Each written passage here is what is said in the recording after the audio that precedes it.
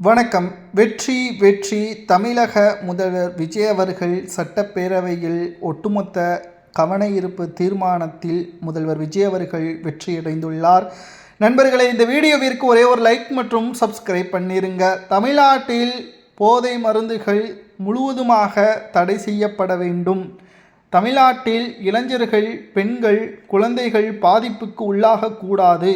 கடந்த திமுகவின் ஆட்சியில்தான் தமிழ்நாட்டில் மிகப்பெரிய அளவிலான பாதிப்புகள் தமிழ்நாட்டில் அதிகளவில் இருந்ததாகவும், போதை மருந்துகள் தமிழ்நாட்டில் திமுகவின் ஆட்சியில்தான் அதிகமாக விற்பனை செய்யப்பட்டதாகவும் பொதுப்பணித்துறை அமைச்சர் ஆதவ் அர்ஜுனா அவர்கள் சரமாரியான கேள்விகளை கேட்டு திமுகவினர்கள் சட்டசபையிலிருந்து வெளியேறக்கூடிய ஒரு சூழலையும் உருவாக்கியுள்ளனர்.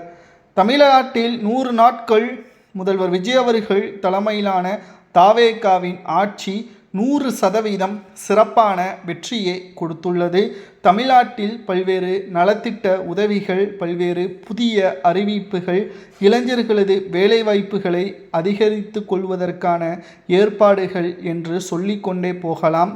திமுகவின் ஒட்டுமொத்தமான ஊழல்கள், குற்றச்சாட்டுகள் அனைத்தையும் தாவேகாவின் ஆட்சியில் முறியடித்து லஞ்சம் இல்லாத, ஊழல் இல்லாத, கரப்ஷன் இல்லாத ஒரு ஆட்சியை முதல்வர் விஜய் அவர்கள் நடத்தி வருகிறார் என்றும், இந்த 100 நாட்கள் ஆட்சி என்பது முதல்வர் விஜய் அவர்களுக்கு அடுத்த 25 ஆண்டுகள் தமிழ்நாட்டில் எந்த ஒரு தடங்கள் இல்லாத முதல்வராக நீடிப்பார் என்பதே இந்த 100 நாட்கள் வெற்றிக்கான அறிகுறி என்றும் ஆதவ் அர்ஜுனா அவர்கள் சட்டப்பேரவையில் பேசியுள்ளார்.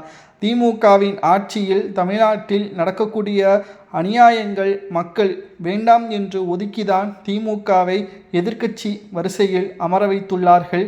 ஆனால் தாவேகா அந்த தவறை ஒருபோதும் செய்யாது. மக்களின் நலனுக்காக ஆட்சியை நாங்கள் நடத்துகிறோம்.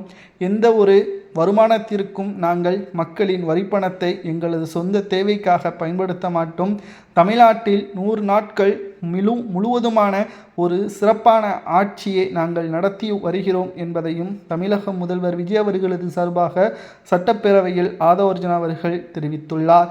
மேலும் சட்டப்பேரவையில் தமிழ்நாட்டில் போதைகள் அதிகமாக மாறினதற்கு காரணம் திமுக தான் என்று சட்டசபையில் முதல்வர் விஜய் அவர்கள் பேசியிருப்பதால் சட்டசபையிலிருந்து ஓடிய உதயநிதி அவர்கள் என்றும் அரசியல் வட்டாரத்தில் பேசும் பொருளாக மாறியுள்ளது.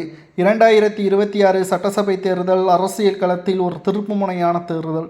இந்த தேர்தலில் தற்பொழுது முதல்வர் விஜய் அவர்கள் அதிமுக, திமுகவை ஓரம் கட்டி அரியணையை தனது வசம் மாக்கியுள்ளார். இதுவே வெற்றி முதல்வர் விஜய் அவர்களுக்கு கிடைத்த வெற்றி என்றும் அமைச்சர் ஆதவ் அர்ஜுனா அவர்கள் கூறியுள்ளார்.